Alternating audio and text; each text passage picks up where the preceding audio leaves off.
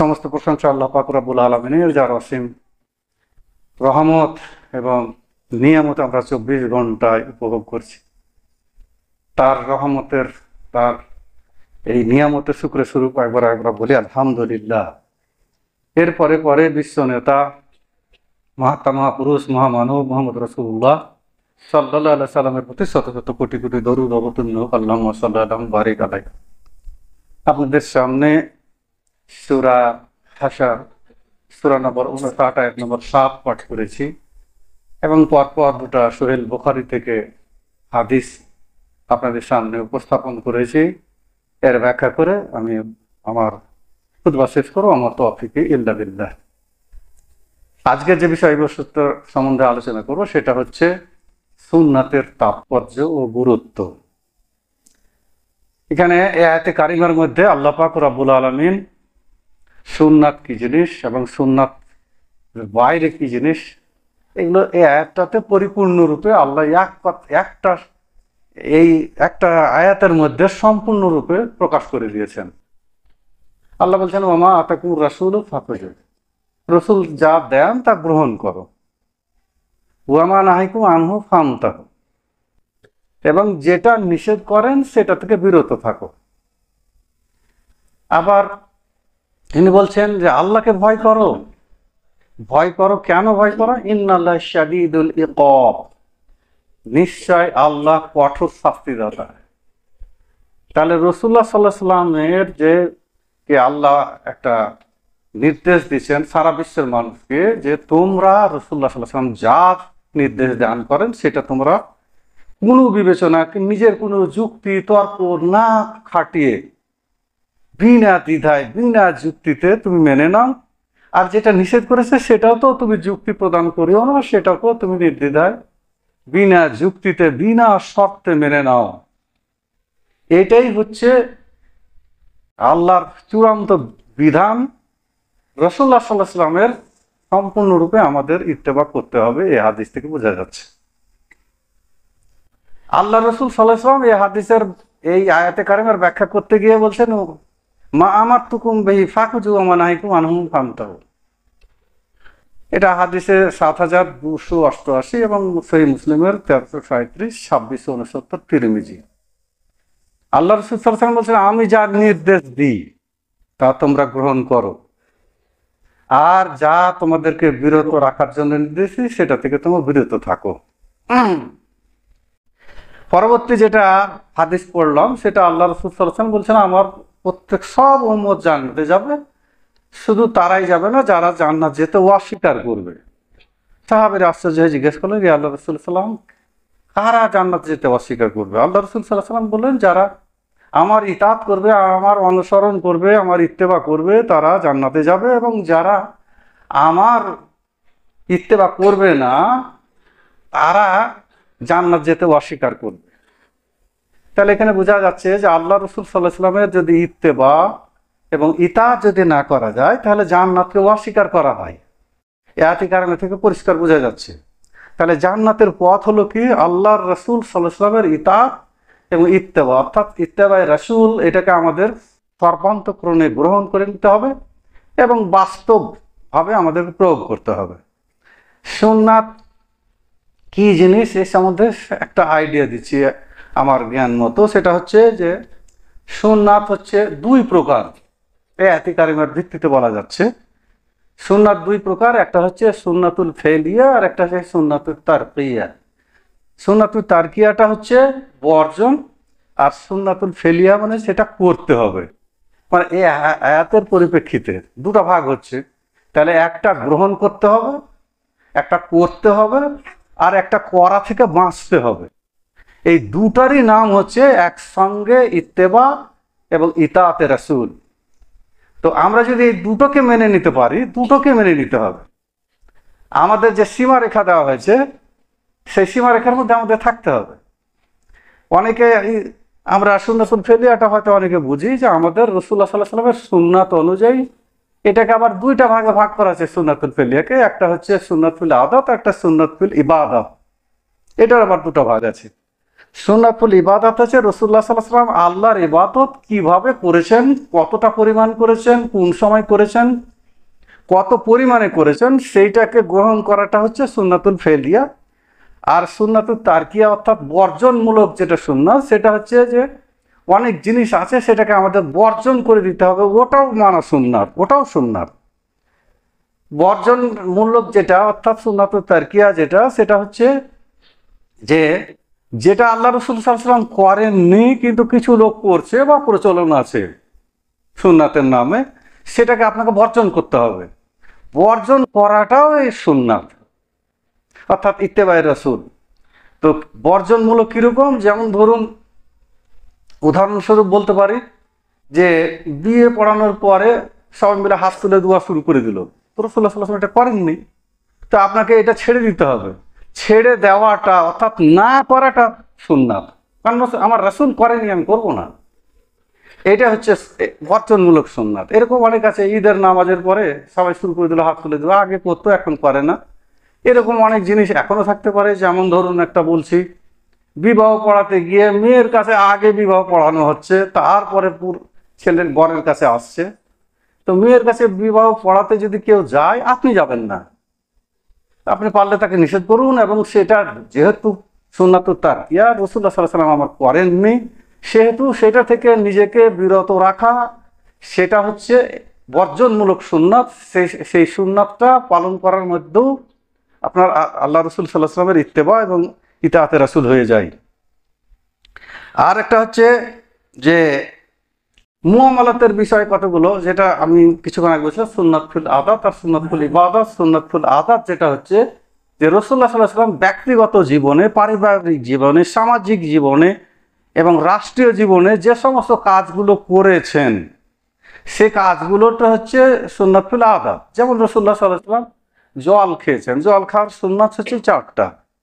বিসমিল্লাহ বলে ডান হাতে ধরা 2টো, আর একটা হচ্ছে 3 নিঃশ্বাসে খাওয়া, শেষে আলহামদুলিল্লাহ বলা, এই 4টা সুন্নাত। তো এই 4টা সুন্নাত, এই যে জল খাওয়ার মধ্যে 4টা সুন্নাত পাওয়া গেল, এটাতে কত নেকি পাওয়া যাবে হাদিসে কোনো বর্ণনা নেই, কিন্তু এগুলো পালন করলে পরে আপনার ইবাদতের যে সুন্নাতগুলো আছে সেগুলোকে গ্রহণ করা আপনার জন্য আল্লাহ পাক সহজ করে দিবেন। কারণ এতে রাসূলুল্লাহ সাল্লাল্লাহু আলাইহি ওয়াসাল্লামের সাথে যে আপনার আন্তরিকতা, ভালোবাসা, কারণ রাসূলুল্লাহ সাল্লাল্লাহু আলাইহি ওয়াসাল্লামকে ভালোবাসতে হবে নিজেদের প্রাণ থেকেও বেশি। এগুলো হাদিস অনেক সময় আপনারা শুনেছেন। তো আমি আমার রাসূলকে আমার প্রাণ থেকে প্রিয় ভালোবাসার প্রমাণ দিতে গিয়ে তার সুন্নাতুল আদাত যেগুলো, সেগুলো যখন পালন করব, তখন সুন্নাতুল ইবাদতগুলো আমার জন্য সহজ হয়ে যাবে। আর নবী সাল্লাল্লাহু আলাইহি ওয়াসাল্লামের উপরে এই আমি আন্তরিকতা আমার সুন্নাত পালনের মাধ্যমে প্রকাশ করলাম, এটার জন্য নাকি পাওয়া যাবে। এটা কারণ সাহাবীরা যেটা করতেন, যে এই সুন্নাতগুলো পালন করতেন একমাত্র আল্লাহ পাক রব্বুল আলামিনকে সন্তুষ্ট করার জন্য। সাহাবীরা সর্বক্ষণ চিন্তা করতেন যে রাসূল কেমন ভাবে করছেন, কিভাবে করছেন, কি করছেন, সেটা আমার কাছে কতটা ফায়দা পাবে এটা নয়। আমি রাসূলুল্লাহ সাল্লাল্লাহু আলাইহি ওয়াসাল্লামের মতো করে যেটা করব, সেটাতে আল্লাহ রাজি হয়, খুশি হয়, এবং রাজি খুশি হলে আল্লাহর রহমত এবং মাগফিরাত পাবো। এটা ছিল সাহাবীদের উদ্দেশ্য এবং লক্ষ্য।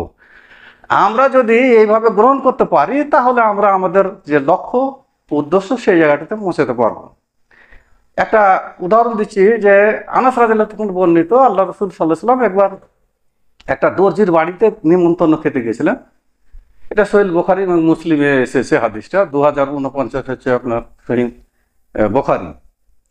তো ওখানে বলা হয়েছে যে আনাস রাদিয়াল্লাহু তাআলা বলছে যে রাসূলুল্লাহ সাল্লাল্লাহু আলাইহি ওয়াসাল্লামকে যে খাবারটা পরিবেশন করা হয়েছিল, তাতে লাউ ছিল এবং লাউয়ের মধ্যে মাংস ছিল এবং ঝোল ছিল অনেক। রাসূলুল্লাহ সাল্লাল্লাহু আলাইহি ওয়াসাল্লামকে আমরা দেখলাম যে তিনি হাতড়িয়ে হাতড়িয়ে লাউগুলোকে খুঁজে খুঁজে খাচ্ছেন। তো তখন থেকে আমরা লাউ খাওয়া শুরু করে দিলাম, বাজারে গেলেই লাউ খুঁজি। এই সাহাবীর কাছ থেকে অন্য সাহাবীরা শুনে তারাও লাউ খাওয়া শুরু করে দিলেন। তো খাদ্যটা একটু চিন্তা করেন, যে খাদ্যটা নিজের ব্যক্তিগত অভিরুচি, তো সাহাবীরা এরকম শুরু করে দিলেন কেন? একমাত্র এটাই যে রাসূলুল্লাহ সাল্লাল্লাহু আলাইহি ওয়াসাল্লাম আমার রাসূল করেছেন, আমি এটা করব। এটা খাওয়ার মধ্যেও যদি আল্লাহ রাজি হয়ে যায়, তো এই জিনিসগুলো তাদের আন্তরিকতার সঙ্গে তারা পালন করেছেন, কিন্তু আমরা এটা করছি না। তো আমরা কিন্তু অনেক জিনিস ছোটখাটো বলে আমরা এড়িয়ে যাই, সেই জিনিসগুলো একটা মারাত্মক জিনিস আকার ধারণ করতে পারে। সেই জন্য কোনো সুন্নাতকে ছোট মনে করা যাবে না। অনেকে আবার বলে এইসব ছোটখাটো ব্যাপার নিয়ে অতটা মাথা ঘামানো ঠিক নয়, কিন্তু সাহাবীরা কিন্তু আমাদের এই দার্শনিক চিন্তাধারা থেকে সম্পূর্ণ আলাদা ছিলেন। তারা যেমন ইয়াস বিন কুররা এবং মুয়াবিয়া ইবনে কুররা রাদিয়াল্লাহু তাআলা আনহু যখন একবার গেছিলেন রাসূলুল্লাহ সাল্লাল্লাহু আলাইহি ওয়াসাল্লামের কাছে ইসলাম গ্রহণ করতে, বায়াত নিলেন রাসূলুল্লাহ সাল্লাল্লাহু আলাইহি ওয়াসাল্লামের কাছে, তখন তার রাসূলুল্লাহ সাল্লাল্লাহু আলাইহি ওয়াসাল্লামের বোতামটা খোলা ছিল। তো তিনি বোতামটাকে খোলা দেখে তারপর থেকে ইয়াস বিন কুররা রাদিয়াল্লাহু তাআলা বর্ণনা করছেন যে তাদের দুজনকে আমি কখনো শীত গ্রীষ্মে সবসময় বোতাম খোলা অবস্থা দেখি, শীতে কাঁপছে তবুও তারা খোলেনি। কেন? বলছে আর রাসূলুল্লাহ সাল্লাল্লাহু আলাইহি ওয়াসাল্লামকে আমি এরকম করে করতে দেখেছি, এই জন্য আমি করছি। তো এই করার মধ্যে বোতাম না লাগিয়ে ঠান্ডায় কেঁপে এইটার প্রমাণ দিতে চাইছেন তারা যে আমি আল্লাহ রসুল সাল্লাল্লাহু আলাইহি ওয়াসাল্লামকে আন্তরিকভাবে ভালোবাসি, এবং এর মাধ্যমে এই আমলটা যদি আল্লাহকে ভালো লেগে যায়, এই আমলটার মাধ্যমে যদি আল্লাহ আমার উপর রাজি হয়ে যায়, কত বড় তাদের সুন্নাতের উপরে, এই সুন্নাতুল আদতের উপরে কত কত তারা ছিলেন, আনুগত্যশীল ছিলেন। তো এই আনুগত্যতার জন্য এর আগেও আমি এই কিছুদিন আগে বলছিলাম অনেকগুলো ঘটনা, যে উসমান গনি রাদিয়াল্লাহু তাআলা আনহু একবার ওযু করছেন, ওযু করার সময় একটা বিশেষ মুহূর্তে একটু মুচকি হাসি দিলেন। অন্যান্য উপস্থিত সাহাবীরা বললেন, ইয়া আমিরুল মুমিনিন, আপনি এই মুহূর্তে কিছু হাস্যকর কোনো কথা বলা হয়নি, অথচ আপনি মুচকি হাসি দিলেন কেন? উসমান গনি রাদিয়াল্লাহু তাআলা বলছেন যে রাসূলুল্লাহ সাল্লাল্লাহু আলাইহি ওয়াসাল্লামকে আমি এই অবস্থায় ওযু এই পজিশনটাতে আমি একবার তাকে মুচকি হাসি দিতে দেখেছিলাম, সেই সুন্নতটা আমি পালন করে দিলাম। তো এই মুচকি হাসার মধ্যে একটা সুন্নাত পালন হয়ে যায়, এটা সাহাবীরা বুঝতেন, আমাদের মাথাটা ঢুকবে না। কারণ তিনি মনে করছেন যে এই মুচকি হাসিটা এইটাই যদি আল্লাহর কাছে কবুল হয়ে যায়, তো তারা প্রত্যেকটা জিনিসকে এত এত গুরুত্ব দিতেন, বেশি সুন্নাতুল আদতের পরে গুরুত্ব দিতে গিয়ে তাদের ইবাদতের যে সুন্নাতগুলো সেগুলো তাদের কাছে খুব সহজ হয়ে যেত, ভুল হতো না। আমাদের যদি বাস্তব জীবনে আমরা যদি লক্ষ্য করি, অনেক সময় দেখবো যে আমাদের ইবাদতগুলো অনেক সময় ভুল হয়ে যায়, আমরা সুন্নাতে ভুল করি।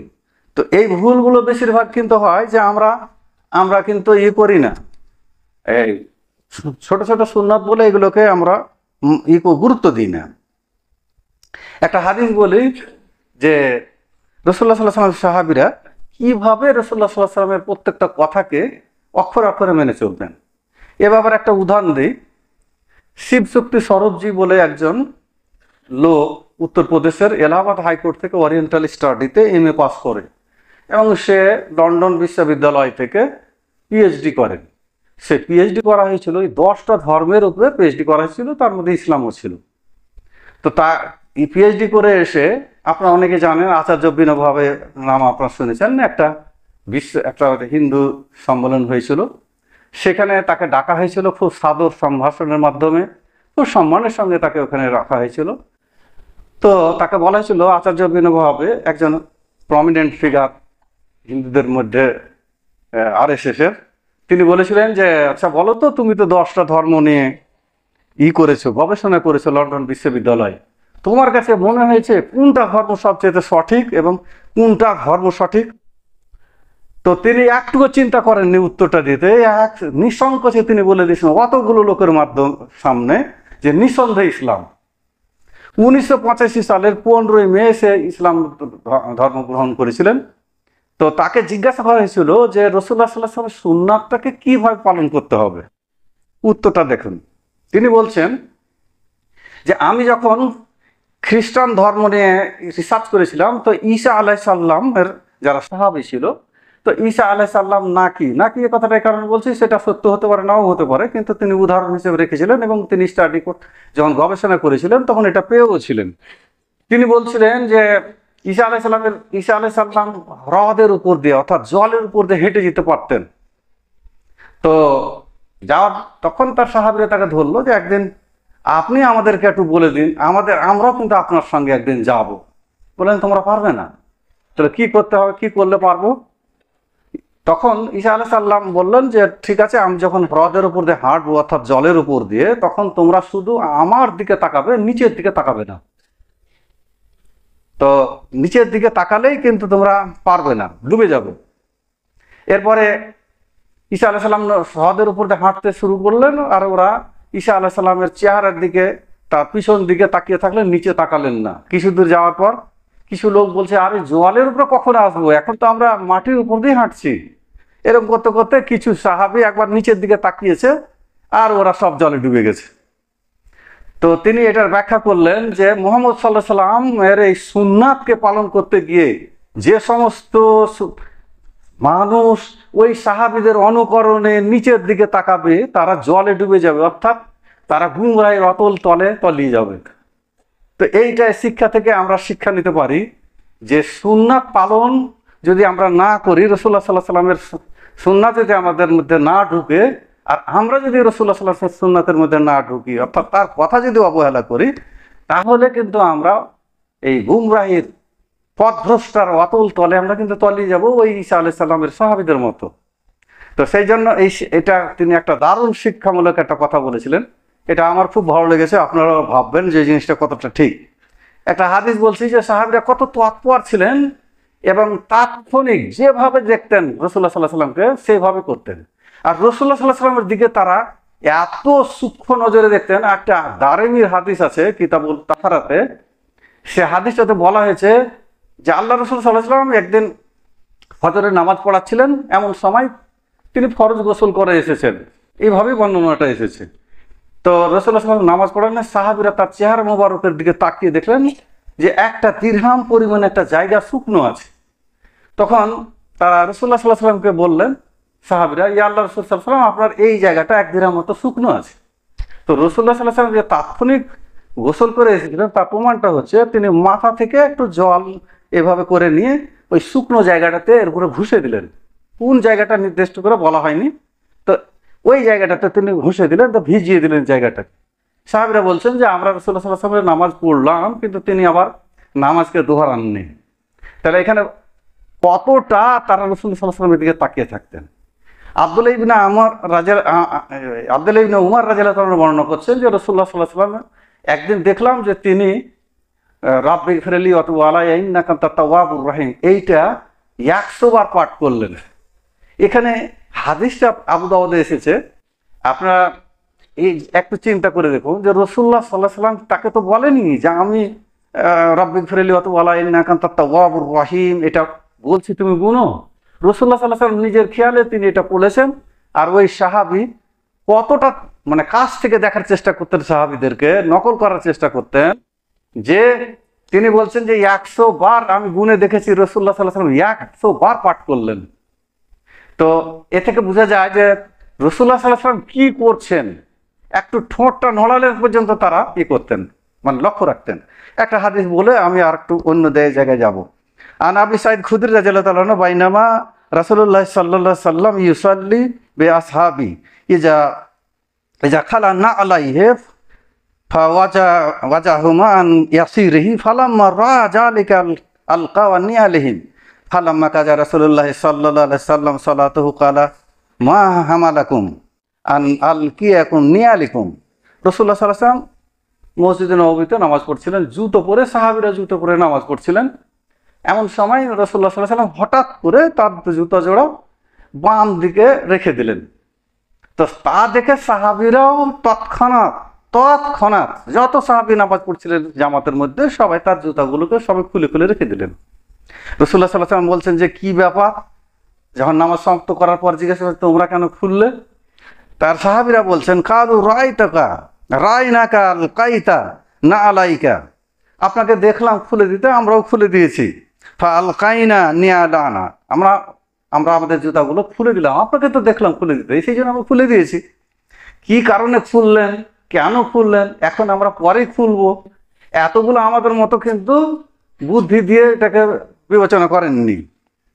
ফাকালা রাসূলুল্লাহ সাল্লাল্লাহু আলাইহি ওয়াসাল্লাম ইন্না জিবরাইল আতানি ফাআখবারানি আন্না ফিহিমা কাজারা, আমাকে জিবরাইল আলাইহিস সালাম বললেন যে আপনার জুতোতে নোংরা লেগে আছে, নাপাকি লেগে আছে। ওয়াকালা ইজা জাদুকুম ইলাল মসজিদে ফালিয়ানজুর ফাইন রাফি নালাইহি কাজারা আও আজা ফালইয়ামসাহু ওয়াল ইউসাল্লি ফিহিমা। তোমরা যখন মসজিদে আসবে এবং তোমাদের জুতাগুলোকে দেখে নিবে, যদি ওখানে কোনো নোংরা লেগে থাকে তাহলে তোমরা ওইটাকে মাটিতে ঘুষে দিয়ে ওই জুতা পরেই নামাজ পড়বে। তো এখন কথা হচ্ছে, হাদিসটা আবু দাউদের 650, দারমি 1445, ইবনে খুজাইমা 1057, ইবনে হিব্বান আছে 1185, মিসকাত 767 এবং রাশেদার 73 পৃষ্ঠায় হাদিসটা এসেছে। এখন কথা হচ্ছে যে আমি যেটা বোঝাতে চাইছিলাম হাদিসটার বর্ণনায়, সেটা হচ্ছে যে রাসূলুল্লাহ সাল্লাল্লাহু আলাইহি ওয়াসাল্লামের সাহাবীরা কতটা তৎপর ছিলেন যে রাসূলুল্লাহ সাল্লাল্লাহু আলাইহি ওয়াসাল্লামকে যখন যেভাবে যতটুকু যে কাজ করতে দেখেছেন সেটা তাৎক্ষণিকভাবে পালন করে দেখে দিয়েছেন। এগুলো আমাদের জন্য উদাহরণ। এখন আর একটা বিষয় আমি আপনাদের সামনে রাখছি এই হাদিসটার, যে রাসূলুল্লাহ সাল্লাল্লাহু আলাইহি ওয়াসাল্লাম বললেন যে জুতা পরে এসে যদি কোনো নাপাকি লেগে থাকে তাহলে মাটিতে ঘুষে দিও এবং জুতা পরে নামাজ পড়িও। এখানে কিন্তু একটা প্রশ্ন থেকে যাচ্ছে, আমরা যদি এটাকে একটু অন্যভাবে আমাদের নিজের বুদ্ধি দিয়ে যদি চিন্তা করি, তো আমার নিজের বুদ্ধি কি বলছে যে মাটিতে ঘুষার পরেও যে ধরুন পায়খানা লেগেছে জুতোতে, আমি মাটিতে ঘুষছি, তারপরেও তো পায়খানা লেগে থাকবে, পায়খানার কিছু অংশ লেগে থাকবে কি না, থাকার কথা। কিন্তু রাসূলুল্লাহ সাল্লাল্লাহু আলাইহি ওয়াসাল্লাম বলছেন যে ওইটা পরেই নামাজ পড়ে নাও। তার মানে সাহাবীরা কিন্তু বলেননি এ কথা যে রাসূলুল্লাহ আল্লাহ রাসূল সাল্লাল্লাহু আলাইহি ওয়াসাল্লাম, আমরা যে মাটিতে ঘুষবো তো কিছু অংশ তো লেগে থাকতে পারে। এইরকম বেয়াদবি করার মতো তাদের সাহস ছিল না, এতটা সাহসিকতা তারা দেখাননি। তারা যুক্তি দিতে যাননি, মেনে নিয়েছেন।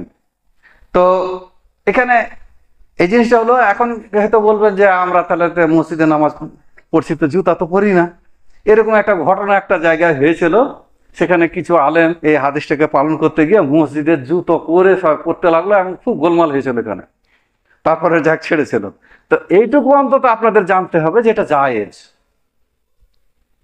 এটা যায়। কিন্তু এখন মনে করেন যেভাবে আপনারা ইয়ে পেতে রেখেছেন, যেভাবে করেছেন, এখন যদি জুতা নিয়ে আসে তো প্রায় 1 হাত উঁচা হয়ে ধুলা পড়ে যাবে। তো এটা করা উচিত নয়। যেখানে সম্ভব হবে সেখানে জুতা পরে নামাজ পড়বেন।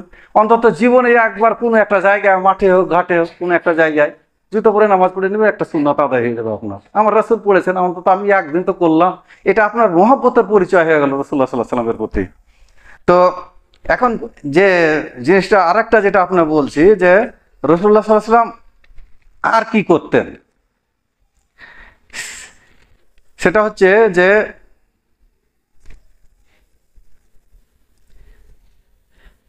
এবার কিছু একটা জিনিস আলোচনা করছি আপনাদের সামনে, যে সেটা হচ্ছে যে রাসূলুল্লাহ সাল্লাল্লাহু আলাইহি ওয়াসাল্লামকে মানে সুন্নাতটা কিভাবে মানা যায়।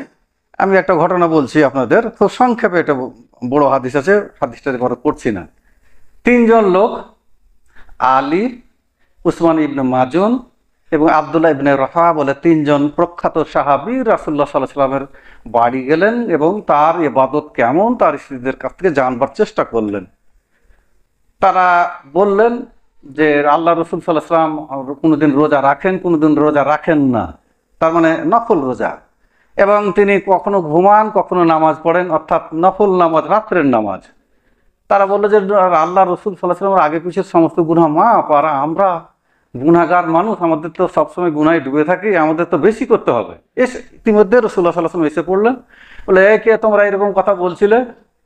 তো একজন বলছিল যে আমি সারা জীবন রোজা রাখবো, একজন বলছে সারা রাত আমি নামাজ পড়বো, একজন বলছে যে না, বিয়ে থা করলে পরে অনেক অসুবিধা হয়ে যেতে পারে, ইবাদতের ক্ষেত্রে প্রতিবন্ধকতা সৃষ্টি হতে পারে, অতএব আমি বিয়েই করবো না, সারা জীবন আল্লাহর ইবাদতে কাটিয়ে দেবো।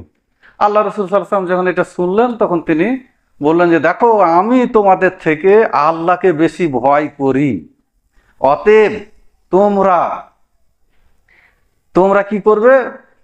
তখন তিনি বললেন মান রাগিবা আন সুন্নতি ফালাইসা মিন্নি, যে আমার সুন্নাতগুলোকে, আমি রোজা রাখি, আবার ইফতারও করি, আমি রাত্রে ঘুমাই, নামাজ পড়ি, বিয়ে করি, অতএব আমার সুন্নাত যারা অবহেলা করবে, মানবে না, তারা আমার উম্মতি নয়। তো ওই লোকগুলো তো ভালো কাজ করতে চেয়েছিল, ওরা তো সারা জীবন রোজা রাখতে চেয়েছিল, রোজা রাখা তো খারাপ কাজ নয়। আবার একজন বললো সারা রাত নামাজ পড়ো, নামাজটাও ভালো কাজ।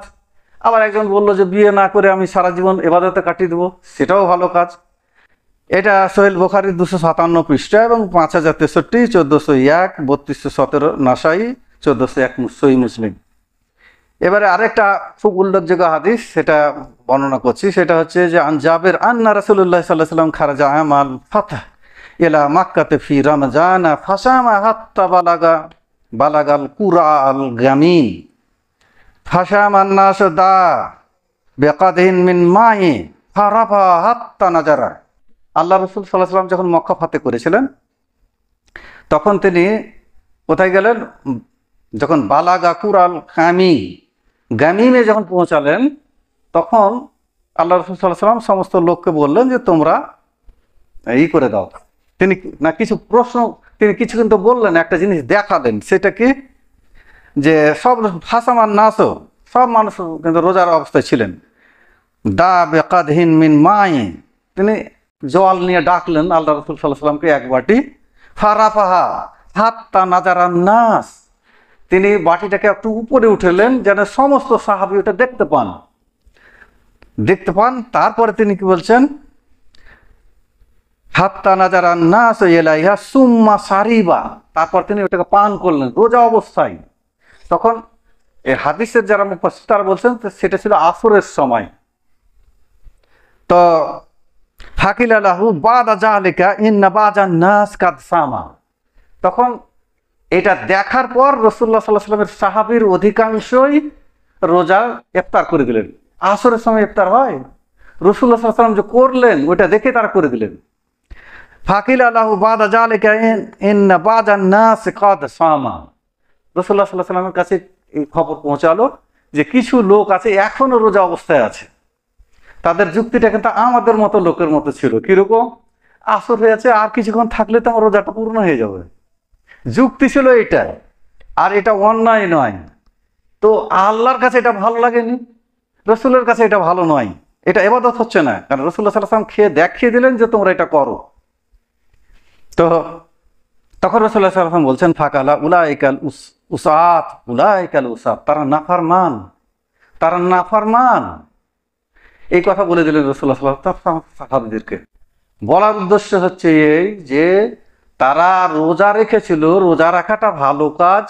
রাসূলুল্লাহ সাল্লাল্লাহু আলাইহি ওয়াসাল্লাম কিন্তু বলেননি, খেয়ে দেখিয়ে দিলেন, তাতেই সমস্ত সাহাবীরা রোজা ইফতার করে দিলেন। কিন্তু কিছু যারা করেননি তাদের যুক্তিটা ভালো ছিল কিন্তু কাজটা ভালো ছিল না। কারণ অন্যান্য সাহাবীরা যেটা বলেছিলেন যে আল্লাহ রাসূল সাল্লাল্লাহু আলাইহি ওয়াসাল্লাম যখন অর্ডার করে দিয়েছেন তখন আমাদেরকে এটা মানতেই হবে। আর একটা গুরুত্বপূর্ণ জিনিস আছে, সাদ ইবনে মুআল্লা রাদিয়াল্লাহু তাআলা একদিন নামাজ পড়ছেন মসজিদে, আল্লাহ রাসূল সাল্লাল্লাহু আলাইহি ওয়াসাল্লাম বললেন, এই সাদ ইবনে মুআল্লা শুনো। তখন সে কর্ণপাত করলো না, কারণ সে সালাতের অবস্থায় ছিলেন। পরে তখন রাসূলুল্লাহ সাল্লাল্লাহু আলাইহি ওয়াসাল্লাম বললেন যে তুমি আমার ডাকে সাড়া দিলে না কেন?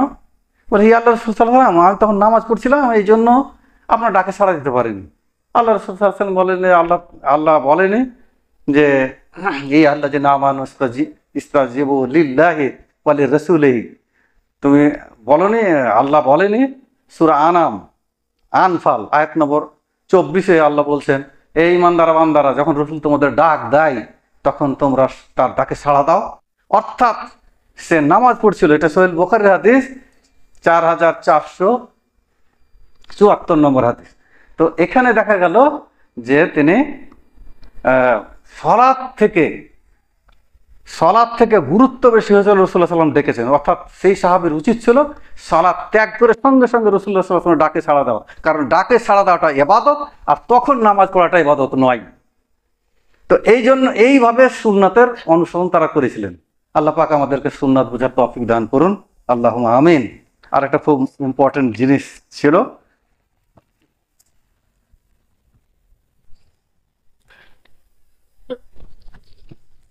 এটা 2 মিনিট আমি শেষ করেছি।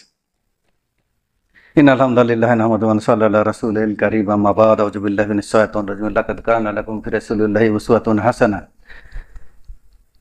এখানে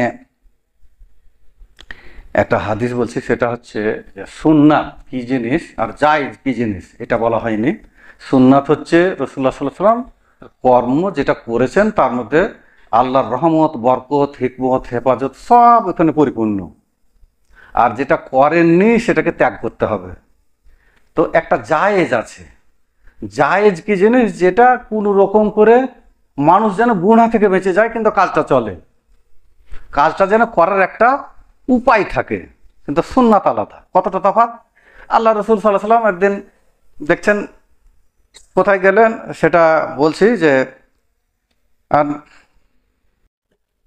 আল্লাহ রসুল সাল্লাল্লাহু আলাইহি ওয়াসাল্লাম বলছেন যে একদিন আতা মসজিদুল বানি আল আসহাল ফাসাল্লা ফিহে মাগরিবে ফালাম্মা কাজা সালাতিহিম রাহুম ইউসাব্বিহুনা বাদা ফাকালা নবী সাল্লাল্লাহু আলাইহি ওয়াসাল্লাম আলাইকুম বিহাযা সাল্লাতি ফি বুয়ুতি। বনি আসাল গোত্রের যখন তিনি গেলেন তখন দেখছেন তিনি নামাজ পড়ালেন মাগরিবের পর নামাজ যখন শেষ হলো তখন সাহাবীরা বাদা জিকিরের পর সালাত আদায় করতে শুরু করে দিয়েছিলেন, যেমন আমরা করি। রাসূলুল্লাহ সাল্লাল্লাহু আলাইহি ওয়াসাল্লাম আশ্চর্য হলেন, কি ব্যাপার, এটা তো বাড়িতে পড়ার নামাজ, তোমরা এখানে পড়ছো কেন? তারপর তিনি রাসূলুল্লাহ সাল্লাল্লাহু আলাইহি ওয়াসাল্লাম ওখানে তারপর ওহী মারফত জানতে পারলেন, তিনি তখন ওইটাকে বৈধ করার জন্য, জায়েজ করার জন্য রাসূলুল্লাহ সাল্লাল্লাহু আলাইহি ওয়াসাল্লাম মাগরিব থেকে ইশা পর্যন্ত একটানা তিনি নফল সালাত আদায় করলেন। সেটা তিরমিজির 603-4 এটা বর্ণনা করা আছে। তো এটা হলো জায়েজ। এই সুন্নাতটা যদি বাড়িতে পড়ে তো রাসূলুল্লাহ সাল্লাল্লাহু আলাইহি ওয়াসাল্লাম বলছেন যে 1044 আবু দাউদের হাদিস, যে আমার মসজিদে নববী থেকে পড়া থেকে উত্তম সুন্নাত নফল নামাজ যদি বাড়িতে পড়ে, তাহলে ওটা হলো সুন্নাত আর এটা হলো জায়েজ। জায়েজ এবং সুন্নাতের মধ্যে এত তফাৎ। তো ঘটনাটা যেটা বলছি সেটা হচ্ছে যে আমাদের দেশে যেটা চালু আছে যে বিশেষত জানাজার নামাজ, শুধু এটা বলে আমি শেষ করে দিচ্ছি, একটু বেয়াদবি করছি, সেটা হচ্ছে যে জোরে তারা কিরাত করে নামাজ পড়ে, সব জায়গায় দেখছি এটা। কেন যে এটা হচ্ছে, তো হাদিসটা বলা হয়েছে যে আনতালাহাতা বিন আব্দুল্লাহ বিন আউফ কালা সাল্লাইতা খালাফা ইবনে আব্বাস আলা জানাজাতে ফাকারা বিফাতিহাতিল কিতাব সূরাত ওয়া সূরাতিন, অন্য একটা সূরা পড়লেন এবং সূরা ফাতিহা একটু জোরে পড়লেন। ওয়া জাহারা হাত্তা আসমাআনা, আমরা শুনতে পেলাম।